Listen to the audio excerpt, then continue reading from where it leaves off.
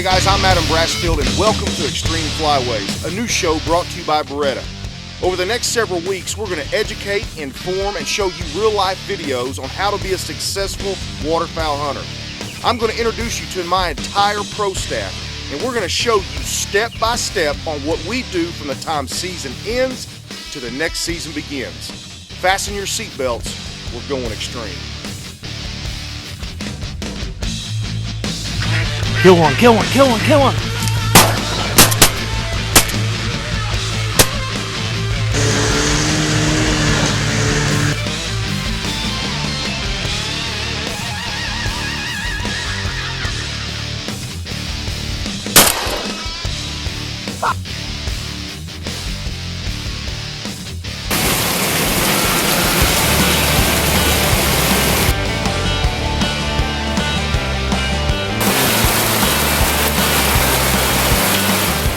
Alright, duck season's over. I mean, it's like the saddest day of my entire life. I do not know of a more heartbreaking day than the last day of duck season. I want to put on a tuxedo, cue the funeral music. I mean, it's terrible. But just because season's over doesn't mean that my job's done. Actually, my season just begins the day it ends because I got so much to do during the off season. I got to get all my decoys out. I got to get the blinds taken down. I got to store them right so they'll be ready for duck season next year. I mean, just because conservation says of any state that I can't shoot ducks no more and I'm not pulling a trigger, my work just begins. My family lives for duck season.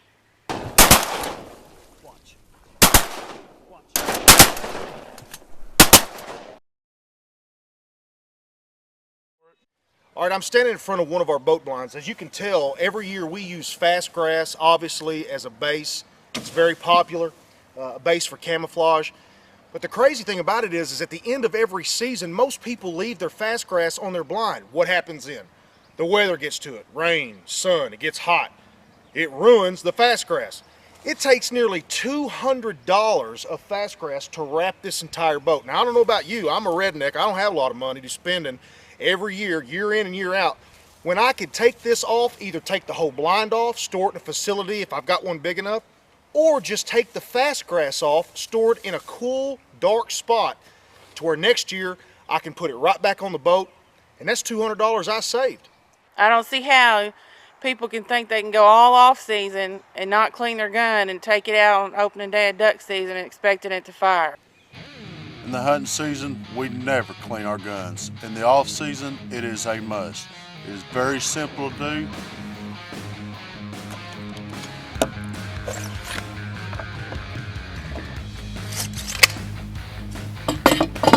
Your gun comes apart. That's simple.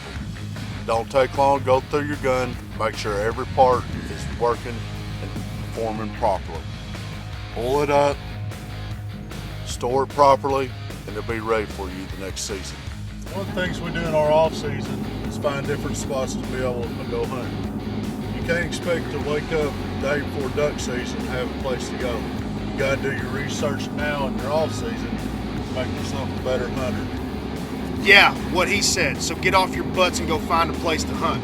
If we had to rely on somebody else to find all of our spots, get all of our decoys ready, get our guns clean, get the blinds down, store the decoys, I mean, that's like a one-legged cat trying to bury a turd in a frozen pond. It ain't gonna get done. It's a crucial time now that the season has come to an end to look for that piece of property that maybe you haven't been able to lease and you've been thinking about leasing. And maybe that guy's gonna drop out this year. And get a hold of all your contacts, duck hunt buddies, and see what you can't come up with. You know, you watch all these other TV shows and they're out killing a few ducks here and there, but they're on somebody else's property or they're hunting an outfitter. And I'm not saying there's anything wrong with that, but we're do-it-yourselfers. I have to rely on me. We find our own fields, we find our own sloughs, our own riverbanks. We have to go out and find the ducks where they want to be. An old friend of mine told me that if you got water and you've got food, you're gonna have ducks.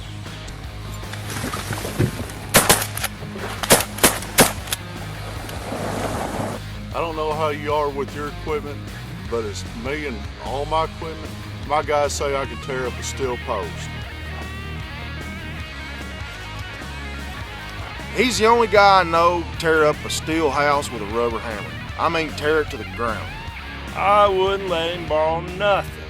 He could mess up a train wreck.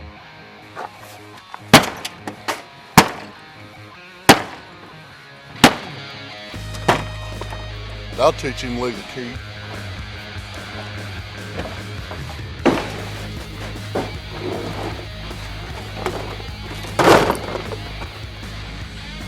Well, as a duck hunter, there's 6 P's that I follow. Proper planning prevents piss poor performance. Because I guarantee you, if you do not properly plan, you will have a piss poor performance.